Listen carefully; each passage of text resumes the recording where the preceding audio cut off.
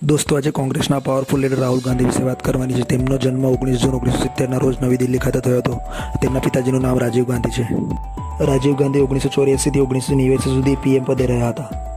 શ્રીમતી ઇન્દિરા ગાંધી તેમના દાદી છે અને તેઓ સ્વતંત્ર ભારતના પહેલા પ્રધાનમંત્રી બન્યા હતા. તેઓએ તે સમયમાં ખૂબ લોકચાહના અને ખૂબ જ લોકલાડીલા પ્રધાનમંત્રી રહ્યા છે. અત્યારે જે કોંગ્રેસનું નામ છે હાલમાં પણ તે ઇન્દિરા ગાંધીના કારણે જ છે.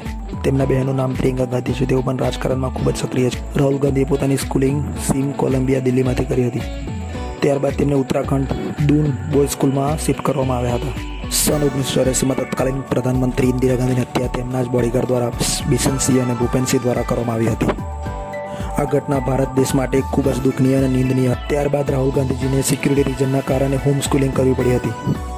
ત્યારબાદ રાહુલ ગાંધીએ 1989માં દિલ્હીની સેન્ટ સ્ટીફન કોલેજમાં અંડર ગ્રેજ્યુએશન માટે એડમિશન લીધું હતું. તેઓ અભ્યાસની વચ્ચે અમેરિકા જવાનું મન બનાવી લીધું હતું. જ્યારે રાહુલ ગાંધી અભ્યાસ કરતા હતા ત્યારે તેમના પિતાજીની 1991માં હત્યા કરી. શ્રી રાજીવ ગાંધીની હત્યા બાદ રાહુલ ગાંધીને અમેરિકાના ફ્લોરિડા શહેરમાં સિક્યુરિટી રીઝનને કારણે શિફ્ટ કરવામાં આવ્યા હતા. ત્યારબાદ રાહુલ ગાંધીએ 1994માં બીએનો અભ્યાસ પૂર્ણ કર્યો હતો અમેરિકામાંથી. રાહુલ ગાંધીએ એમફિલનો અભ્યાસ પણ પૂર્ણ ત્યાં જ કર્યો હતો. જ્યારે રાહુલ ગાંધી અભ્યાસ કરતા હતા ત્યારે ગુપ્ત રીતે તેમને રાહુલ બિંજીના નામથી કોલેજમાં એડમિશન લીધું હતું. જ્યારે કોલેજનો રેકોર્ડ તપાસવામાં આવ્યો ત્યારે તેમના ઓરિજિનલ બેકગ્રાઉન્ડની બધાને ખબર પડી.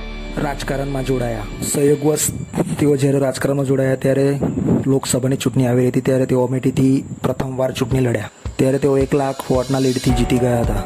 24 સપ્ટેમ્બર 2007માં તેમને ઓલ ઇન્ડિયા કોંગ્રેસ કમિટીના સેક્રેટરી બનાવી દીધા હતા. તેમને NSUIના સભ્ય બનાવવામાં આવ્યા હતા. ત્યારે તેમને નેશનલ યુથ કોંગ્રેસના પણ સભ્ય બનાવ્યા હતા. તેમની સાથે યુવાનો ખૂબ જ જોડાયા હતા. દોસ્તો, રાહુલ ગાંધીના જીવન પ્રસંગની બાયોગ્રાફી તમને કેવી લાગી? જો સારી લાગી હોય તો મારા વિડીયોને લાઇક કરજો અને ચેનલને સબસ્ક્રાઈબ કરજો. Thank you so much.